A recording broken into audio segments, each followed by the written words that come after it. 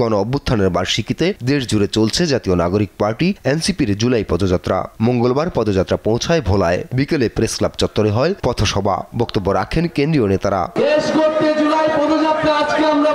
এ সময় নাহিদ ইসলাম বলেন, মুজিববাদী আদর্শ 50 বছর দেশকে বিভাজিত করে রেখেছিল। এনসিপি সর্বজনের অন্তর্ভুক্তিমূলক ও গণতান্ত্রিক নতুন বাংলাদেশ গড়ে তুলতে চায়। এই বিভাজনের মাধ্যমে শেখ হাসিনা দেশকে বিভাজন করেছিল।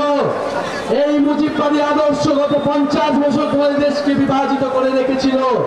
আমরা নতুন বাংলাদেশ, অন্তর্ভুক্তিমূলক গণতান্ত্রিক বাংলাদেশ, সর্বজনের বাংলাদেশ গড়ে তোলার প্রতিশ্রুতি নিয়েছিলাম।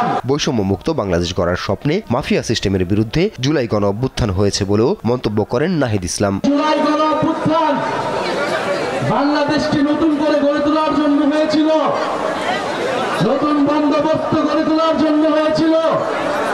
দুর্নীতি, বৈষম্য, চাঁদাবাজ, সন্ত্রাস এবং মাফিয়া সিস্টেমের বিরুদ্ধে একটা ইনসাফ ভিত্তিক, মর্যাদা ভিত্তিক গণতান্ত্রিক রাষ্ট্র কায়েমের জন্য হয়েছিল।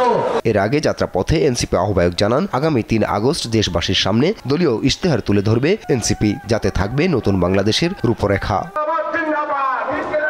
আপন অপু, নিউজ ডেস্ক, দেশ টিভি।